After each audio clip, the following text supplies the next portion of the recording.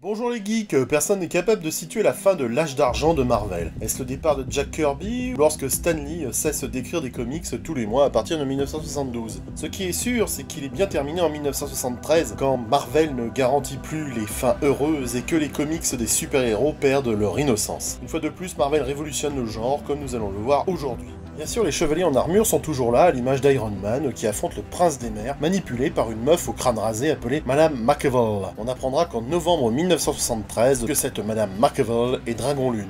Puisqu'on parle de chevaliers, soyons fous en prenant l'accent germanique pour évoquer une jeune Valkyrie prête à chevaucher sur un air de Wagner n'importe quelle monture dans The Defender numéro 4. Attends, tu nous avais pas déjà parlé de la Valkyrie, apparue dans The Avenger numéro 83 en décembre 1970? Oui, mais c'était pas la vraie Valkyrie, c'était l'enchanteresse déguisée. Là, c'est Barbara Norris qui reçoit la conscience, l'apparence et les pouvoirs de Brunhilde, la chef des Valkyries, par la volonté d'Amora. La déesse de la moutarde? Non, l'enchanteresse d'Asgard. Ah d'accord. 1973, c'est aussi Jim Starlin qui frappe fort dans The Invincible Iron Man numéro 55, en introduisant Mentor, le maître immortel de Titan, Eros, son fils, et son frère, le sympathique Thanos, qui cherche déjà à l'époque à s'emparer du pouvoir divin pour servir la mort. Il a toujours été dérangé ce gosse, et ça dès ses premières années, hein, ça... Moi je dis que c'est un problème d'éducation. Ouais, c'est pas faux. Ce même Thanos que l'on retrouvera dans Captain Marvel numéro 25, sous les traits de Master-Lord. Nous avons là la première des nombreuses sagas de Jim Starlin, narrant la guerre entre les héros Marvel et Thanos. Du côté des Vengeurs, Steve Englehart nous introduit Mantis, une maîtresse des arts martiaux dans The Avenger numéro 112. C'est l'époque où l'Amérique se plaît à regarder les films de Kung Fu, avec Bruce Lee et tout ça. Ainsi, en décembre,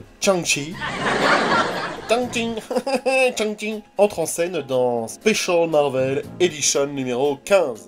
Disons sur la popularité des films d'arts martiaux, Steve Englehart et Jim Starlin créent le maître du Kung Fu, à savoir Tang Ching, fils d'un personnage connu à l'époque dans les pulps puisqu'il s'agit de Fu Manchu. L'Extrême-Orient est également présent à travers les méchants orientaux avec Griffe Jaune, l'original, qui apparaît dans Captain Marvel and the Falcon numéro 164. Sans transition, berçant dans un exotisme de bonne aloi, la Panthère Noire devient une vedette avec son propre comics, Jungle Action numéro 6.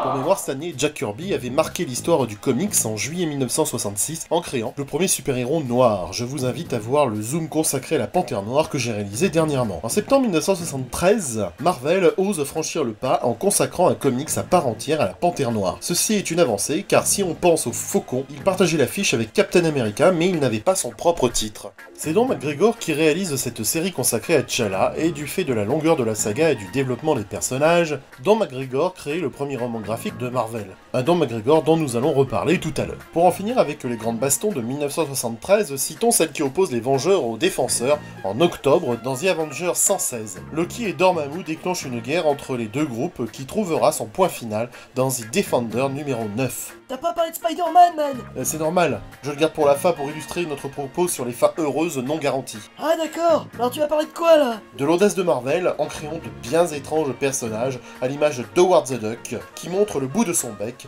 dans Adventure Into Fear numéro 19. Howard le canard apparaît donc en décembre de cette année 1973 sous la plume de Steve Gerber et le crayon de sous le crayon de Val Mayerick. Jaillissant d'un bourbier de Floride où il rencontre l'homme-chose, Howard le canard se rend compte qu'il est, dans le nexus des réalités, une sorte de point de rencontre entre plusieurs dimensions. Pourquoi tu parles comme ça? J'en sais rien. En parlant de Howard, on pense tout naturellement à... Heroic Fantasy? Tout juste, dis donc, t'es en forme toi aujourd'hui? Eh, je suis pas le Captain Machin pour rien. Dans Conan the Barbarian numéro 23, Sonia la Rouge apparaît pour notre plus grand plaisir dans sa tenue légère si adaptée au combat guerrier. Oh, you touch my tra-la-la. My ding-ding-dong.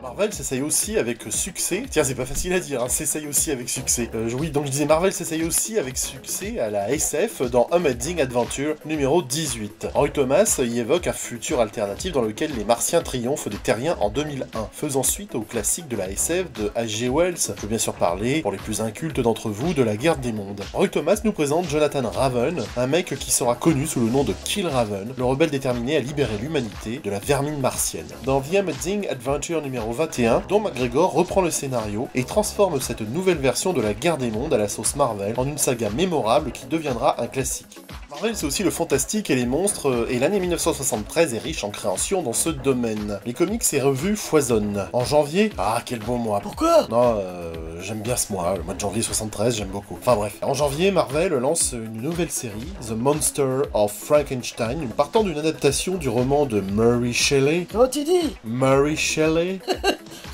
Bah continue. Marvel pousse ensuite le monstre à réapparaître dans le monde moderne après une hibernation dans les glaces de l'Arctique. C'est-à-dire c'est le pôle Nord hein, pour ceux qui sont vraiment incultes. En avril, Marvel propose Dracula Lives, adaptation du roman de Bram Stoker diffusé dans ce magazine en noir et blanc sous forme d'anthologie. En juillet, Marvel en profite pour créer Blade, un chasseur de vampires afro-américain créé par Marv Wolfman et Jen Collan dans The Tomb of Dracula numéro 10. En ce même mois de juillet, Marvel publie la revue en noir et blanc baptisée Monster Unleashed. Ce numéro est l'occasion de faire débuter Solomon Kane, le héros puritain de Robert Howard. En août, T'es en croûte. c'est Tale of Zombie qui est publié. Roy Thomas et Steve Gerber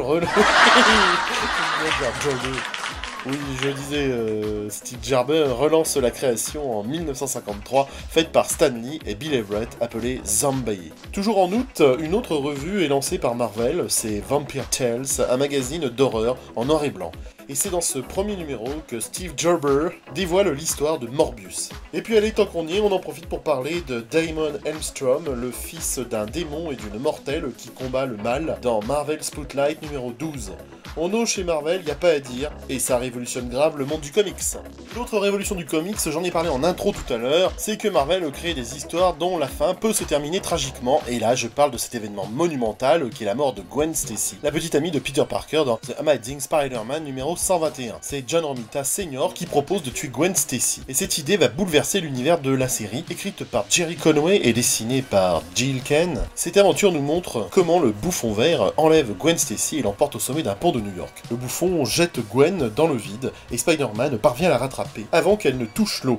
Mais la pauvre Gwen est morte. Par du traumatisme de la chute? Non, pas du tout. Car Jerry Conway ajoute un bruit de craquement net quand Spider-Man rattrape Gwen. C'est bien Spider-Man qui tue Gwen. Le choc au moment où elle est récupérée en pleine chute, à grande vitesse, lui a brisé le cou. Les lecteurs sont choqués et la disparition de Gwen Stacy ne sera jamais oubliée. Marvel a franchi le pas et décrit un monde où les gentils ne gagnent pas toujours. En introduisant la tragédie dans ses comics, Marvel est encore en avance sur son temps. Ceci est véritablement un tournant décisif dans l'univers des comics, puisque dès lors, les fins heureuses ne sont plus garanties. 1973 est donc un tournant décisif dans l'histoire de Marvel. La mort de Gwen Stacy marque le début des tragédies dans l'univers du comics. Moins naïf, plus réaliste et sombre, les comics Marvel s'éloignent de la création originelle de Stan Lee dans les années 60, abandonnant l'idéalisme de ses histoires pour plonger dans la désillusion et la brutalité. À bientôt les geeks.